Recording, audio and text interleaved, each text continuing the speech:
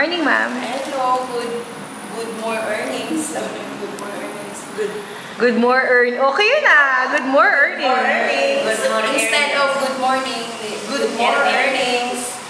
Ako si Jonah Bora. Bali, nag-umpisa po ako noong October last week. Last week of October, ngayong taon na to. And then, nag-ano po ako na maging sales leader. And then, inorienta ko ni Ma'am Jean ng November 1. So, yun na po yung umpisa.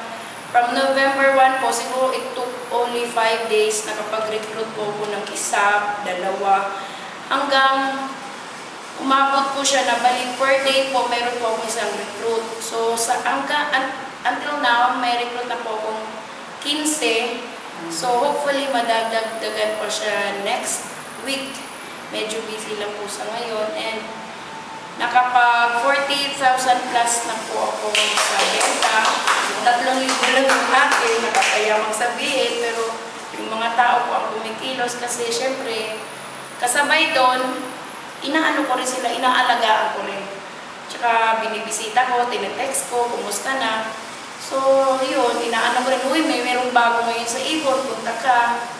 So, naano naman sila sa akin. Ngayon, inaano ko sila na magbayad. And then after sa payment, mag-PO ulit. Kasi pinapakita ko sa kanila na, uy, meron akong bag ito. Magkakaroon din kayo na ganito pag nagka-second month.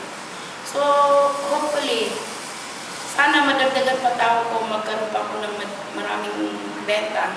Ano ma'am yung naging, ano mo, yung mga naging key points mo, yung mga naging attitude mo, bakit ka naging successful? Ano po, positive thinking, and then positive outlook sa buhay na alam ko kaya ko, na kaya nila, ba't di ko kaya? Kasi machika din po ako sa tao eh. So, habang nagbabarangay kami, visitation, dinadaan ko eh, member ka na ba ng Ibon? Alam mo, ganito ngayon sa Ibon, ay libreng pabango. Naku, malaking bagay to. Isipin mo, ito lang yung ilalabas mo. 35 pesos plus 20 sa ID. Meron ka ng libreng malaking honesty. Tapos sa timing pa din nun, yung payong, mas lalo silang nainganyo. Pero doon, nahila ko sila. Meron nga din isa na sabi, marami na daw nag-recruit sa kanya at hindi lang Ibon, pero ayaw niya. Pero nung ako ang mag-text, ayun, napapayag ko siya. Kasi minsan hindi ko sila face-to-face kinakausap. Nagte-text brigade ako sa lahat ng kakilala ko. Tine-text brigade ko sila lahat na ganito, gusto mo bang mag-join? Lahat, pagkatapos, nagre-reply sila sa akin. So, nag-aano ako ng araw kung kailan kami magkita, dinadala ko dito sa Ibon. Ayan. So, ma'am, ano ang masasabi mo sa mga kapwa mong dealers na ngayon SL ka na, unit manager ka na? Ano yung masasabi mo sa kanila para mag-join din sila sa SL? Bali, ano po? Kasi lahat naman tayo may mga kaibigan eh. Kaya parang imposible hindi ka makainganyo. Kahit isa, dalawa, tatlo. At kung meron ka lang talaga ng positive outlook or i-ano mo lang talaga sa sarili mo na kaya mo itong gawin. Kasi meron din akong pangarap para sa mga anak ko. Hindi lang para sa sarili ko.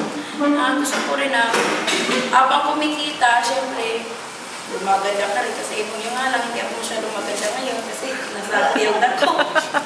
Bukas, party namin, magpapaganda ako syempre with the products sa Ibon, syempre, di ba? So, love your own. Saan ang party nyo, ma'am? Sa Tivoli Royal, dyan lang po sa likod ng Ever sa bahay nila mismo ni Councilor Precious Hipolito Castello at ni Congressman Castello. Wow! So, ma'am, congratulations! Tuwang-tuwa nga po ako, ma'am, nung tinext niyo akong na naka-raise ako ng ganun kalaki.